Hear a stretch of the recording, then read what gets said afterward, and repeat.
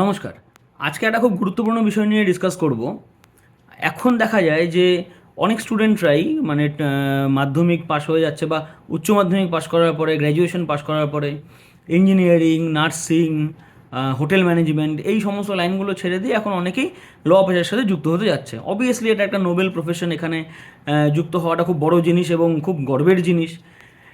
ভারতবর্ষ সরকার সেই সুবিধাটা দিয়েছে, আমাদের ওয়েস্ট বেঙ্গল গভর্নমেন্ট সেই সুবিধাগুলো দিচ্ছে, কলেজগুলো তৈরি হচ্ছে, সেই কলেজে আমরা ভর্তি হচ্ছে, পড়াশোনা করছি এবং একটা সময় অ্যাজ আ লয়ার হিসেবে বেরিয়ে আসছি। এবার মূলতভাবে আমি যেহেতু ওকালতি পেশার সাথে যুক্ত এবং তার সাথে সাথে আমি একটা লয়ের কোচিং সেন্টার বা ইনস্টিটিউশনের সাথেও যুক্ত, তো সেই সুবাদে আমি অনেক লয়ের স্টুডেন্টদের সাথে মানে কথা হয় আমার, বা তারা আমাকে জিজ্ঞেস করে, ফেসবুক মারফতও অনেকের সাথে পরিচয় হয়, তারাও আমাকে জিজ্ঞেস করে। একটা বড় সমস্যা হচ্ছে যে যেই কোর্টে আমরা যাই সেই কোর্টেই দেখা যায় গুটি গুটি প্রচুর লয়ার, এবং এই এত লয়ারদের মাঝে কি আমরা কাজ খুঁজে পাই, আমরা কাজ করতে পারি, বা আমাদের কি পেট চলে, আমাদের সংসার চলে? এবার দেখুন, এখানে একটা বড় জিনিস কাজ করে আমাদের। আমরা যখন ল পেশাতে থাকি, আমি বেসিক্যালি আমার এই ভিডিওটা বেসিক্যালি স্টুডেন্টগুলোর জন্য যারা মাত্র ল পাস করেছে বা যারা ল পড়ছে বা হয়তো অ্যাডমিশন নিয়েছে নতুন, তাদের জন্য বেসিক্যালি আমি মানে প্রত্যেকটা আমার সিনিয়র লয়ারদের কাছে ক্ষমা চেয়েই ভিডিওটা বানাচ্ছি, যে আমি শুধুমাত্র হেল্প করার চেষ্টা করছি তাদেরকে যারা মাত্র লতে ঢুকেছে, ল পড়ছে বা মাত্র ল পাস করে বেরিয়েছে। এবার আমার মানে মন্তব্য যেটা, বা আমি যতটুকু বুঝি সেই হিসাবে আমাদের একটা বড় সমস্যা কি, আমরা যখন ল পড়তে ঢুকি আমাদের একটা সিলেবাস থাকে, আমাদের একটা প্যারামিটার্স থাকে, অনেকগুলো সেমিস্টার থাকে, 5 ইয়ার্স হলে 10টা, 3 ইয়ার্স হলে 6খানা সেমিস্টার থাকে, এবং সেখানে যতগুলো সাবজেক্ট থাকে এই প্রত্যেকটা সাবজেক্ট আমাদের যতটা ইম্পর্ট্যান্ট ঠিক ততটাই বেসিক। মানে কি, আমাকে এই সাবজেক্টগুলো খুব বেসিকভাবে পড়ানো হয়, একদম গোড়ার থেকে পড়ানো হয়, ভালো মতন বোঝানো হয়, সেই হিসাবে আমার পরীক্ষা হয়, আমি সেখানে পাশ করি এবং তারপরে আমাকে এআইবি পাশ করতে হয় এবং তারপরে গিয়ে আমি লয়ার হই বা অ্যাজ অ্যান অ্যাডভোকেট হিসাবে আমি কাজ করার সুযোগ পাই।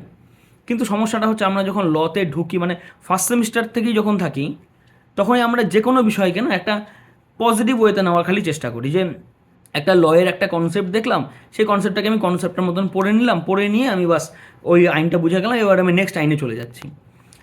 আমার যেটা বিষয়, আমি যেটা বোঝাতে চাচ্ছি, যে যেরকম আমি একটা ছোট্ট এক্সাম্পল দিই, যারা লয়ের স্টুডেন্ট তারা খুব ভালো মতন বুঝবে। ফার্স্ট সেমিস্টারে আমরা একটা সাবজেক্ট পাই টর্ট। এবার টর্টের একটা বেসিক কনসেপ্ট কি, ট্রেস পাস। এবার ট্রেস পাস আমরা কম বেশি সবাই জানি, সবাই পড়েছি, কলেজেও পড়েছি, বাইরেও পড়েছি, বই থেকে পড়েছি, নোটসে পড়েছি, সব কিছুতেই ট্রেস পাস কনসেপ্টটা পড়েছি।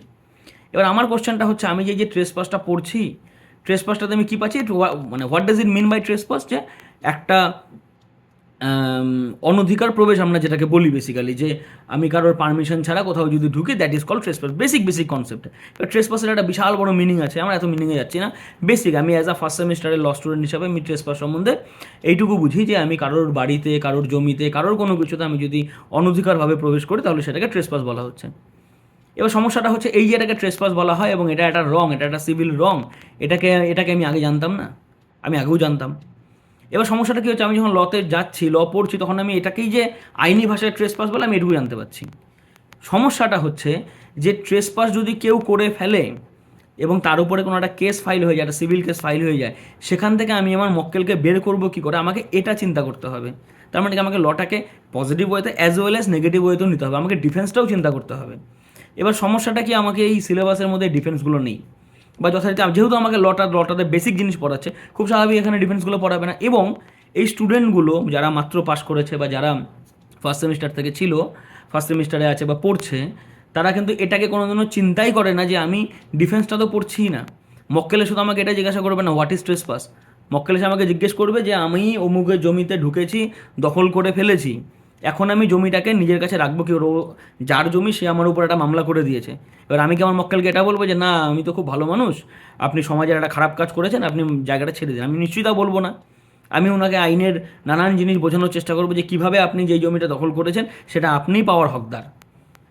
এবার এটা কিন্তু আমাকে দেখানো হচ্ছে না, এটা কিন্তু আমার সিলেবাসে নেই বা এটা আমার সাবজেক্টে নেই। সমস্যা হচ্ছে এটা। তার মানে কি, এবার সিলেবাস সাবজেক্ট এটা টোটালটাই অ্যাডমিনিস্ট্রেটিভ বিষয়, এটা টোটালটাই ইউনিভার্সিটি দেখবে, হায়ার অথরিটি দেখবে, শিক্ষা পর্ষদ দেখবে, তারা দেখবে। আমি as a being a first semester law student বা মাত্র ল পড়ছি, এখন প্রসিজার লগুলো পড়ছি, বিএনএসএস, সিপিসি, লিমিটেশন, এগুলো পড়ছি। তো আমি যখন এই সাবজেক্টগুলো পড়বো, সেগুলো যখন আমি পড়বো, সেই পড়ার সময় আমাকে এটা মাথায় রাখতে হবে যে আমি ওই সাবজেক্টটা ডিফেন্সিভ ওয়ের থেকে পড়বো নাকি প্রসিকিউশন ওয়ে থেকে। মানে সমাজে এটা একটা ক্রাইম, আমরা সবাই জানি, অমুককে যদি মারা হয়, কোনো একটা মানুষকে যদি মারা হয়, তাতে যদি তার রক্ত বের হয়ে যায়, তাহলে একটা কেস ফাইল হয়, পুলিশের কাছে গিয়ে এফআইআর করা যায় এবং পুলিশ গিয়ে সেই মানুষটাকে তুলে নিয়ে আসে। এগুলো সবাই জানে এবং সেটাকে আমরা আইনি ভাষায় গ্রিভিয়াস হার্ট বলি বা হার্ট বলি বা অ্যাটেম্প টু মার্ডার বলি, সেগুলো সবাই জানে। আমাকে এটা জানতে হবে যে কোনো একটা মক্কেলের উপর যখন অ্যাটেম্প টু মার্ডারের চার্জ এসছে, মানে আজকের ডেটে 109 যেটাকে আমরা বলি, ওই বিএনএস, ভারতীয় ন্যায় সংহিতা, এটার 109 সেকশন বা আগের 307 ছিল আইপিসিতে। তো আমার মক্কেলের উপর যখন 307 লেগে গেছে, আমি ওকে বের করবো কী করে, আমাকে সেটা পড়তে হবে। আমাকে আইপিসি সিআরপিসি আমি যখন পড়েছি, আমাকে সেটা বুঝতে হবে যে আমি আমার মক্কেলকে ছাড়াবো কী করে, আমাকে হোয়াট আর দ্য গ্রাউন্ডস, আমাকে গ্রাউন্ডসগুলো বুঝতে হবে। আমি একটা মক্কেলের বেল করে, হোয়াট ইজ বেল আমার জেনে লাভ নেই।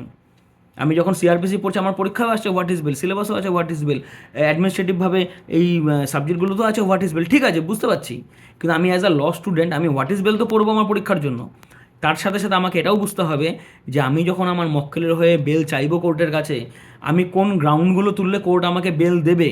কারণ নন বেলেবল সেকশনে বেলটা দেওয়ার তো কোর্টের ডিসক্রিশনারি পাওয়ার, অ্যান্টিসিপেটরি বেলে তো কোর্টের ডিসক্রিশনারি পাওয়ার। তার মানে I have to satisfy the court, আমাকে কোর্টকে স্যাটিসফাই করতে হবে। তো এই স্যাটিসফ্যাকশানটা আমি করবো কীভাবে কোর্টকে, এই জিনিসগুলো কিন্তু আমার কাছে নেই।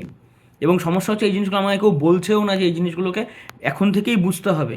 তার মানে কি, আমি যখন বেল পড়বো, আমি পরীক্ষার পারপাসে পড়ছি what is bail, what are the different types of bail, কোন সেকশনে বেল আছে, কী চ্যাপ্টার আছে, হাবিজাবি, এগুলো আমি সব পরীক্ষার জন্য পড়ছি। কিন্তু তার সাথে সাথে আমাকে আমার প্র্যাকটিক্যাল লাইফের জন্য, আমাকে ফিউচার প্র্যাকটিক্যাল লাইফের জন্য, প্র্যাকটিক্যাল লিটিগেশনের জন্য আমাকে এটাও মাথায় রাখতে হবে যে what are the different types of bail, কোন গ্রাউন্ডসে আমি বেলগুলো চাইতে পারি, আমি আর্গুমেন্ট যখন করব সেখানে কি চাইবো, সিনিয়ররা যখন আর্গুমেন্ট করছেন তখন ওনারা কী কী গ্রাউন্ড দিচ্ছে, সুপ্রিম কোর্টের গাইডলাইন কী আছে, হাইকোর্টের গাইডলাইন কী আছে। তার মানে মুদ্দামুদ্দি কথা হচ্ছে, শুধুমাত্র আমি যদি ল পড়ছি, এবং এখন প্রচুর স্টুডেন্ট ল পড়ছে, খুব ভালো কথা, সবাই সমাজের একটা নোবেল প্রফেশন চুজ করছে, আমিও খুব গর্বিত এবং আমার খুব ভালো লাগে এই বিষয়টা যে সবাই এই প্রফেশনে আসছে। কিন্তু সমস্যাটা হচ্ছে মোস্ট অফ দ্য স্টুডেন্ট আমি দেখি প্রত্যেক বছর হয়তো বারে ঢোকে, 100 জন ঢুকছে, তার মধ্যে 10 জন 15 জন টিকে যাচ্ছে, বাকি 75-80% স্টুডেন্ট বেরিয়ে যাচ্ছে। তারা গিয়ে হয়তো আইদার এলএলএমে চলে যাচ্ছে, এলএলএমটা খুব ভালো একাডেমিক লাইনে চলে যাচ্ছে। এবার কিছু মোস্ট অফ দি স্টুডেন্ট তারা না এলএলএমে যাচ্ছে না এই প্রফেশনে থাকছে, তারা টোটালটাই অন্য লাইনে চলে যাচ্ছে। এটা খুব বেদনাদায়ক, এটা খুব দুঃখজনক। আমার মনে হয় প্রত্যেকটা স্টুডেন্ট যদি গোড়ার থেকে পড়াশোনাটাকে ফোকাস করে, যে না আমাকে জানতে হবে ডিফেন্সিভ ওয়েগুলো, আমাকে লটাকে পজিটিভ ওয়েতে অ্যাজ ওয়েল অ্যাজ নেগেটিভ ওয়েতে জানতে হবে, বুঝতে হবে, ওই দিকে ফোকাস করতে হবে। যদি সেটা করা যায়, তাহলে আমার মনে হয় যে আগামী দিনে এই সমস্যাটা আসবে না বা এই কোশ্চেনটা অ্যারাইজ হবে না যে আমি কি ওকালতি পেশায় গিয়ে সার্ভাইভ করতে পারবো, আমি কি লিটিগেশনে গিয়ে সার্ভাইভ করতে পারবো, আমি কি বুঝতে পারবো আদৌ। কারণ প্রচুর স্টুডেন্টের আমি কোশ্চেন দেখি, মানে তারা আমাকে জিজ্ঞেস করে যে আমি তো ল পাস করে গেছি, এখন আমি কোর্টে যাচ্ছি, আমি কিছু বুঝতে পারছি না, civil procedure criminal procedure basic কনসেপ্টটা নেই যে কোন মামলাগুলো সিভিল হয়, কোন মামলাগুলো ক্রিমিনাল হয়। আমি এটা বলছি না যে আমার বিশাল নলেজ আছে বা আমি অনেক জানি, তা না, আমি কিচ্ছু জানি না। আমি পুরো লয়ের হয়তো 0.1% বুঝি, সেটাও বুঝি না। এবং যেটুকু বুঝি, আমার সিনিয়র আমাকে যতটুকু শিখিয়েছেন, অনেকটা শিখিয়েছেন উনি আমাকে, এবং সেই মারফতই আমি এখন করে খাচ্ছি এবং বুঝতে পারছি, জানতে পারছি। এবং অন্যান্য সিনিয়রদেরও আমি দেখি, তাদের আর্গুমেন্ট দেখি, তাদের বিষয়গুলো বোঝার চেষ্টা করি, দিয়ে আমি সেই মতন হয়তো মানে 0.0000 মানে 0.000001% আমি আইনের বুঝি। বাকি মানে 99.9999% আমি বুঝি না।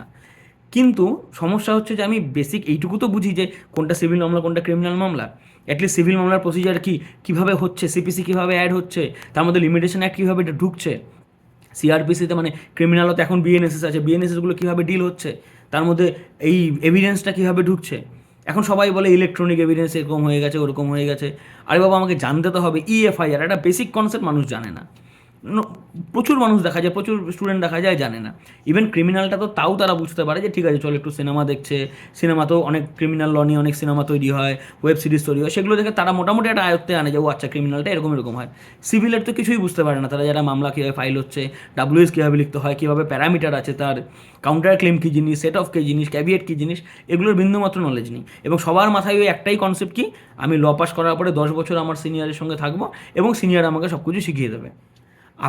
তুমি যখন একটা সিনিয়রের সঙ্গে আছো 10 বছর ধরে, সিনিয়রের কি এত সময় আছে উনি তোমাকে হাতে ধরে শেখাবে? নিশ্চয়ই না। সিনিয়রও তো এটা চাইবে না, সিনিয়র তোমাকে শেখাবে। কখন শেখাবে? সিনিয়র যখন এটা দেখবে যে তোমার মধ্যে পোটেনশিয়ালিটি আছে, তুমি বেসিকটা বোঝো, তুমি সিপিসির বেসিক জিনিসগুলো বুঝতে পারছো, লিমিটেশন একটা বেসিক জিনিসগুলো বুঝতে পারছো, তুমি সিনিয়রকে হেল্প করতে পারছো কোনো বিষয়ে, তুমি একটা জাজমেন্ট, তুমি একটা আর্গুমেন্টস বের করতে পারছো, সুপ্রিম কোর্টের প্রিভিয়াস জাজমেন্ট বের করতে পারছো, তখন তো সিনিয়র তোমাকে শেখাবে বা উনিও উইলিংলি তোমাকে শেখানোর চেষ্টা করবে। কিন্তু সিনিয়র সিনিয়র তোমাকে নিশ্চয়ই সরাসরি শেখাবে না, একটা লয়ের বেসিক জিনিসগুলো এগুলো তো তোমাকে শেখাবে না। এবার তুমি সিনিয়রকে গিয়ে যদি বলো আমি তো ট্রেসপাস সম্বন্ধে পড়ে এসেছি, হোয়াট ইজ ট্রেসপাস, বা আমি অমুক এই প্লেইন্টের সিপিসির আমি plaint return statement, what is return statement পড়ে এসেছি, হোয়াট ইজ অ্যারেস্ট পড়ে এসেছি। এবার হোয়াট ইজ অ্যারেস্ট পড়ে তো লাভ নেই, লাভ আছে আমাকে পরীক্ষায় আসছে আমি লিখছি ঠিক আছে, কিন্তু হোয়াট ইজ অ্যারেস্টের সাথেও আমাকে এটাও জানতে হবে যে পুলিশ কখন কখন অ্যারেস্ট করতে পারে না, কোন কোন কেসে পুলিশ ডাইরেক্টলি অ্যারেস্ট করতে পারে না, বা অ্যারেস্ট করলেও থানার থেকেই কখন বন্ডে ছাড়ানো যায়, আমাকে সেটাও তো জানতে হবে। থানার থেকে বন্ডে ছাড়ানোর নিয়মটা কি, প্রসিজারটা কী, সেটাও তো আমাকে জানতে হবে। এমন কিন্তু নয় বিষয়গুলো যে সব কিছু একটা প্র্যাকটিক্যাল লাইফে আমাকে জানতে হবে, বইয়ের মধ্যে কিছু লেখা নেই তা না, সব কিছু বইয়ে লেখা আছে। CPC, CrPC, evidence, limitation, transfer of property act, মোটামুটি এই সাবজেক্টগুলো, ডাব্লিউবিএলআর অ্যাক্ট, এইদিকে পার্সোনাল লতে হিন্দু ল, মুসলিম ল, খ্রিস্টান ল, এগুলো টুকটাক জানা থাকলেই করা যায়। এবং তার সাথে আমাদের হাইকোর্টের যে রুলস আছে, সিভিলের হাইকোর্টের, ক্যালকাটা হাইকোর্টের সিভিল রুলস অ্যান্ড অর্ডার্স এবং ক্রিমিনাল রুলস অ্যান্ড অর্ডার্স, এই civil rules and orders, criminal rules and orders, এখানে প্রত্যেকটা জিনিস লেখা আছে। একটা মজার কথা বলি, সিভিল রুলস অ্যান্ড অর্ডার্সটা খুলবে বইটা, খুলে প্রথম পাতায় না 1 নম্বর বা 2 নম্বর রুলসেই লেখা আছে যে কোর্ট কখন খুলবে, মানে কোর্ট কটায় খুলবে এবং কোর্ট কটায় বন্ধ হবে, 10:30টায় খুলবে এবং 4:30টায় বন্ধ হবে বা 5টায় বন্ধ হবে। পাহাড়ি পাহাড়ি এরিয়াতে মানে দার্জিলিং, কার্শিয়াং এই এরিয়াগুলোতে আরও আগে খুলবে, 9টায় খুলবে, ওই 3টে 3:30টার মধ্যে বন্ধ হয়ে যাবে, সেটাও পর্যন্ত মেনশন আছে। মানে কোর্ট কটায় খুলবে এবং কটায় বন্ধ হবে সেটাও আইনে লেখা আছে। তার মানে এগুলো লেখা থাকবে না, সবই লেখা থাকবে। আমাকে একটু বইটাও দেখতে হবে, নতুন নতুন আইনগুলো জানতে হবে, বুঝতে হবে। শুধু ভয় পেলে তো চলবে না যে এত লয়ার আমি কী করবো, ছাগ আমি ছেড়ে দিই, বাদ দিই, তা তো হবে না, তোমাকে পড়তে হবে বিষয়গুলোকে, ওইভাবে স্ট্যাটিস্টিক্যালি জানতে হবে যে কোনটার বিষয়ে কী ইউজ হচ্ছে। মোস্ট অফ দি স্টুডেন্টদের ক্ষেত্রে দেখা যায় যে ঠিক আছে সিপিসি ইউজ হচ্ছে, এটা একটা সিভিল মামলা, সিপিসির মধ্যে কি এভিডেন্স ঢোকে, এটা কোনো কোশ্চেন, এরকম কোশ্চেন আমি পাই অনেক সময়। এই সিআরপিসির মধ্যে কি এভিডেন্স অ্যাক্ট ঢুকবে, এভিডেন্স তো আলাদা আইন, সিআরপিসি তো আলাদা আইন, কেন ভাই? এটা একটা বেসিক নলেজ যে সিপিসির সাথে এভিডেন্স, ক্রিমিনালের সাথে এভিডেন্স, তিনটা একসাথে অ্যাড হবে, মানে আইদার সিআরপিসি আর এভিডেন্স চলবে, নাহলে সিপিসি আর এভিডেন্স চলবে। এভিডেন্স নিজেও তো একটা প্রসিজার ল, এভিডেন্স তো আমরা প্রথম দিকেই লেখা আছে যে evidence is a substantive law as well as a procedure ল।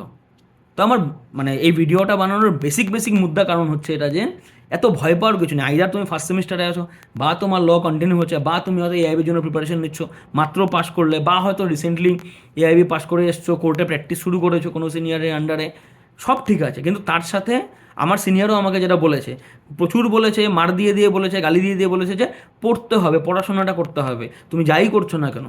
আমার সিনিয়র থেকেও আমি এটা শুনেছি, আমিও তোমাদেরকে এটা বলা, আমি তোমাদের কারোর সিনিয়র নই, তবে আমি তোমাদেরকে অ্যাজ আ দাদা, অ্যাজ আ বন্ধু, অ্যাজ আ ভাই হিসাবে বলার চেষ্টা, মানে বোঝানোর চেষ্টা করছি যে পড়তে হবে, এবং পড়াটাকে পড়ার মতন করে পড়তে হবে। শুধু এই বই খুলে পড়লে হবে না, আমাকে আমি যখন পড়ছি বিষয়টাকে, আমাকে সেটা নেগেটিভ ওয়েটাও চিন্তা করতে হবে যে একটা ল যখন আমি পড়ছি, লয়ের ডিফেন্সটা কী হবে, আমি কোর্টে এটাকে প্রডিউস করবো কী করে, এই আইনটা আমার অমুক এরকম যদি একটা ঘটনা ঘটে, এরকম যদি একটা সার্কামস্ট্যান্স ঘটে, সেখানে আমি বিষয়টাকে ইউজ করবো কেমন করে অমুক আইনটা, আমাকে সেটা বুঝতে হবে। হিন্দু লয়ের মধ্যে প্রচুর স্টুডেন্টকে দেখা যায় যে হিন্দু ল, আমি হিন্দু ল পড়েছি, হিন্দু ল সব জানি, আমি যদি জিজ্ঞেস করি হিন্দু ল এই যে আইনটা আছে, এই আইনে কয়টা মামলা করা যায়, বেসিক্যালি কয়টা মামলা করা যায়, আমাকে হাত ধরে ধরে বলে, ওরা শুধু ওই 2-3টা মামলার কথাই বলে, কি এক তো ওই মিউচুয়াল ডিভোর্স, আরেকটা ওই নর্মাল ডিভোর্স, মানে কন্টেস্টেড ডিভোর্স, সেকশন 13 না 13B, এই দুটো ছাড়া আর কেউ কোনো কিছু বলেই না। আরে বাবা, ওখানে তো পেন্ডেন্ট লাইটেরও কনসেপ্ট আছে, ওখানে তো বাচ্চার কাস্টাডিরও কনসেপ্ট আছে, ইভেন ভয়েড ম্যারেজ, ভ্যালিড ম্যারেজেরও কনসেপ্ট আছে। এবার এরকমও কোশ্চেন আমি পাই, ভয়েড ম্যারেজের কি মামলা হয়, কেন হবে না ভাই? আইনে যখন পরিষ্কার লেখা আছে যে এই গ্রাউন্ডগুলো হলে ভয়েড ম্যারেজ হবে, এই গ্রাউন্ডগুলো হলে ভয়েডেবল ম্যারেজ হবে, তাহলে কি কোর্টে একটা পিটিশন দেওয়া যেতে পারে না? পারে তো। আইনে লেখা আছে যে বিয়ের 1 বছরের মধ্যে মামলা ফাইল করা যাবে না, সেকশন 10-11 ওদিকটাতে দেখলে হিন্দু লয়ের ওখানে লেখা আছে বিয়ের no petition can be filed within 1 year. ঠিক আছে, আইনে লেখা আছে, তার মানে আমি কোনো পিটিশন ফাইল করতে পারবো না? আমার কাছে কি কোনো অধিকার নেই পিটিশন ফাইল করার? নিশ্চয়ই কোনো না কোনো লুফোলস আছে, লুফোস তো থাকবে, এটা ওয়েবার পিটিশন থাকবে, অনেক কিছু থাকবে, লুফোস নিশ্চয়ই আছে। সেই লুফোসটাকে বের করলেই তো মক্কেল আমাকে 2 পয়সা দেবে, আমি মক্কেলের কাজটা করে দিতে পারবো। একটা মক্কেল এসে আমাকে বললে আমি 6 মাসের মধ্যে ইন্ডিয়া ছেড়ে বাইরে চলে যাবো, আমার 6 মাসের মধ্যে ডিভোর্স দরকার, লাস্ট 6 মাস আগে আমার বিয়ে হয়েছে, এবার আমি মক্কেলকে কী বলবো, আচ্ছা আইনে লেখা আছে এটা হবে না ভাই, বাদ দাও, ছাড়ো, তাই বলবো? নিশ্চয়ই না। আমি ওনাকে বলবো দাঁড়ান দেখি, আইন দেখি, সুপ্রিম কোর্টের জাজমেন্টস দেখি, আর্গুমেন্টস দেখি, হাইকোর্টের কী কী রুলিংস আছে সেগুলো দেখি, এবং হয় না হওয়ার কিছু নেই তো আমাকে সেই ইমার্জেন্সি গ্রাউন্ডটা দেখাতে হবে। কোনো আইনে তো এরকম বলে দেওয়া নেই, হিন্দুলার কোথাও এটা বলে দেওয়া নাই যে আমার পিটিশন ফাইল করা যাবেই না। হ্যাঁ শ্যাল বলা আছে, ঠিক আছে, বুঝতে পারছি, কিন্তু প্রচুর রুলস আছে, প্রচুর গাইডলাইন্স আছে যেখানে ইমার্জেন্সি গ্রাউন্ডে এই মামলাটা ফাইল করা যেতে পারে। তো ভয় পাওয়ার কিছু নেই, প্রচুর সিনিয়র্সরা আছে যারা আমাদের সবাইকে হেল্প করে, যে কোনো স্টুডেন্টকেও হেল্প করে এবং করবে তোমাদেরকেও। তারপর তার সাথে সাথে বই আছে, এখন রুলিংস আছে, আজকের ডেটে ডিজিটাল মাধ্যমে প্রচুর পড়াশোনা করার স্কোপ আছে, কলেজের টিচার্সরা আছে, কলেজ আছে, ইউনিভার্সিটি আছে, এত কিছু আছে। খালি একটা জিনিসেরই দরকার, কি ইন্টেলেকচুয়ালিটি এবং একটু পড়াশোনা। তোমাকে বুঝতে হবে, একটু মাথা খাটায় চলতে হবে, পড়াশোনাটাকে একটু নিজের মতন করে বুঝে করতে হবে, দুই ওয়েতে, ডিফেন্সিভ ওয়েতে এবং পজিটিভ ওয়েতে, দুই ওয়েতে পড়তে হবে। এবং তারপরে যে যার খুশি তার সাহায্য নাও। আমরা সবাই আছি, মানে বারের মেম্বার্সরা তো আছেই, বারের সিনিয়ররা তো আছেই, আমাদের মতন জুনিয়ররা বা সেমি সিনিয়ররাও আছে, কলেজের টিচার্সরা আছে, কলেজ আছে, ইউনিভার্সিটি আছে, প্রচুর কোচিং সেন্টার, প্রচুর ইনস্টিটিউশন, অনেক কিছু আছে, অনলাইনে ভর্তি পাওয়া যায়। যে কারোর কাছ থেকে তুমি একটা হেল্প নিতে পারবে, কিন্তু করতে হবে, শুধু ভয় পেলে চলবে না। প্রত্যেকটা ফার্স্ট জেনারেশন লয়ার প্রথম অবস্থায় ভয় পায়, আমরাও পেয়েছিলাম, তোমরাও পাবে, এটা খুব স্বাভাবিক জিনিস। কিন্তু সেই ভয়টাকে জয় করতে হবে। 1-2 বছর 3 বছর এদিক ওদিক করলে ঠিক ব্যবস্থা হয়ে যায়। প্রথম আমরাও যখন ওই জুরিসপ্রুডেন্স পড়েছি, কনস্টিটিউশন পড়েছি, আমরাও কিছু বুঝিনি, অ্যাডমিনিস্ট্রেটিভ ল পড়েছি, আমরাও কিছু বুঝিনি, আইওএস পড়েছি, আমরাও কিছু বুঝিনি। আস্তে আস্তে বুঝতে পারছি, সেগুলো ইউজ হচ্ছে, সেগুলো দেখতে পাচ্ছি কীভাবে ইউজ হয়, কীভাবে নিজের মামলা ইউজ করা যায়, কীভাবে পড়া যায়, কীভাবে সেটাকে অ্যাপ্লাই করা যায়, এবং সেগুলো তোমাদের সাথেও হবে। কিন্তু ওই মানে হার মানলে হবে না, ভাই প্রথম থেকেই ভয় পেলে চলবে না যে ঠিক আছে চলো আমার কাছে একটা ডিগ্রি আমি পেয়ে যাবো, বাস ওই ফেসবুকে নামের আগে অ্যাডভোকেট বসিয়ে দেবো, বাড়ির সামনে একটা ওই কী বলে একটা পোস্টার লাগিয়ে দেবো, ব্যানার লাগিয়ে দেবো, বাস হয়ে গেলাম আমি বিশাল বড় লইয়ার। তা কিন্তু নয়। মক্কেল কিন্তু এগুলো দেখে আসে না, মক্কেল তোমার নলেজ দেখে আসবে। আমি কুচবিহার থেকে বিলং করি, কুচবিহারে যতজন সিনিয়র লয়ার আছেন, 5-7 জন 10 জন, মানে মোস্ট সিনিয়র লয়ার আছে, যেই কয়জন আছে তাদের সবার নাম আছে এবং সবাইকে সবাই চেনে, মানে কুচবিহারের অর্ধেক কুচবিহারবাসী তাদের নাম একবারে চেনে। হয়তো আমার কাছে একটা মক্কেল আসে, কিন্তু সেই মক্কেল এসে আমার কাছেও একবার হলো আমার সিনিয়রের নাম নিয়ে বলে যে ও আচ্ছা তুমি উনার জুনিয়র। এটা কিন্তু বলে কেন? কারণ আমার সিনিয়রের নাম আছে। এবার আমার সিনিয়র ভালো কাজ করে, নাম আছে। এবার আমার সিনিয়রের মতন আরও অনেকে সিনিয়র আছে, প্রচুর সিনিয়র লয়াররা আছে, যারাও খুব ভালো কাজ করেন, যারাও খুব নাম বানিয়েছে, নাম কামিয়েছে, এবং অন দ্যাট বেসিস অফ নাম তাদের কাছে মক্কেল যায়। সেম অ্যাজ আমার কাছেও আসবে, আপনার কাছেও আসবে, কখন? তোমার কাছেও আসবে কখন? যখন আমাদের নামটা হবে। এবার আমাদের নামটা কী করে হবে? আমরা পড়াশোনা করলেই তো নামটা আসবে।